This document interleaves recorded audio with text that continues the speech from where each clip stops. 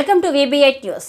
ఈరోజు ఎల్బీ నగర్, ఎన్టీఆర్ నగర్, ఆర్కేపురం డివిజన్లో TRS MP అభ్యర్థి కాసాని జ్ఞానేశ్వర్ని గెలిపించాలని టీఆర్ఎస్ ఎమ్మెల్యే సబితా ఇంద్రారెడ్డి ఈరోజు ఎన్టీఆర్ నగర్ రాజీవ్ చెక్ నుంచి ఎన్టీఆర్ నగర్, భగత్ నగర్, ఆర్కేపురం డివిజన్ వరకు భారీ రోడ్ షోలో పాల్గొనడం జరిగింది. ఈ కార్యక్రమంలో మహేశ్వరం నియోజకవర్గ ఇన్ఛార్జీలు, టీఆర్ఎస్ కార్యకర్తలు, టీఆర్ఎస్ శ్రేణులు భారీ ఎత్తున రోడ్ షోలో పాల్గొనడం జరిగింది.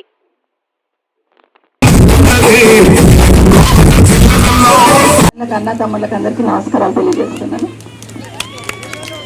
ఈరోజు మన దగ్గరికి ఉద్యమంలో కేసీఆర్ గారితో పాల్గొని కౌన్సిల్ ఏర్పాటైన తర్వాత కౌన్సిల్ చైర్మన్ గా చేసిన శ్రీ స్వామి గౌడ్ గారు టైం అంటే టైం, నేను 8:30 అన్నాను, 7:30కి వచ్చి కూర్చున్నారు.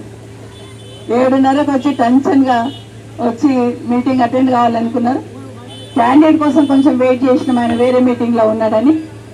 భారతదేశంలో 76% బీసీ జనాభా ఉంటే పార్లమెంట్ సభ్యులు 34 మంది బీసీలు. 20% ఉన్న మీరు 70% ఉన్న వాళ్ళు ఎట్లా బతకాలనో మీరు చట్టాలు తయారు చేస్తారా? మా చట్టాలు మాకు మాట్లాడడానికి రాదా? మాకు తెలివి లేదా? ఈరోజు పార్టీలో ఉన్న మొత్తం రెడ్డి సామాజిక వర్గం అంతా, బ్రాహ్మణ సామాజిక వర్గం అంతా అన్నా బీసీకి మేము సపోర్ట్ చేస్తామని చెప్తా ఉన్నారు. ఒక పక్కన రెడ్డిస్ మనకు సపోర్ట్ చేస్తూ ఉంటే బీసీగా ఉంటున్నటువంటి మనం ఏం చేయాలో ఒక్కసారి గుండె మీద చేసుకొని ఆలోచన చేయండి మిత్రులారా. కాబట్టి బీసీ విద్యావంతులను, విద్యార్థి సంఘాలను, ఉద్యోగ ఉపాధ్యాయ కార్మికులను, ఆర్టీసీ మిత్రులను చేతులెత్తి ప్రార్థిస్తున్నాను. మనకు ఒక అవకాశం వచ్చింది. కేసీఆర్ గారు 6 టికెట్లు బీసీలకు ఇచ్చారు. మనం ఇయ్యలేదని పేపర్ల ప్రకటన ఇవ్వటం వల్ల కాదు మిత్రమా. ప్రకటనలు కాదు, ఉద్యమాలు కాదు, ధర్నాలు కాదు, నిరాదీక్షలు కాదు. ఈ రోజు మన ఓటు మనం వేసుకుందాం.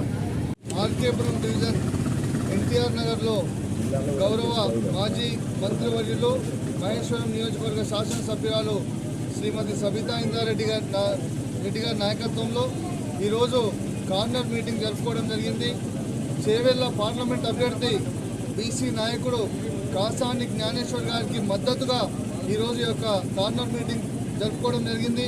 దీనికి ముఖ్య అతిథిగా మహేశ్వరం నియోజకవర్గ ఇన్ఛార్జ్ గౌరవ మాజీ మండలి చైర్మన్ గౌరవ స్వామి గౌడ్ గారు ఇక్కడికి వచ్చేసి ఆ యొక్క కార్యకర్తలకు దిశానిర్దేశం చేసినారు. అదేవిధంగా ఈరోజు ఈ ఆర్కేపురం డివిజన్లో చూస్తూ ఉంటే సబితా ఇంద్రారెడ్డి గారు చేసిన అభివృద్ధి తప్ప ఎక్కడ కూడా ఎలాంటి అభివృద్ధి కనబడతలేదు. ఈరోజు స్వచ్ఛందంగా ప్రజలు ముందుకొచ్చి ఈ కాంగ్రెస్ పాలనలో మాకు కరెంటు లేదు,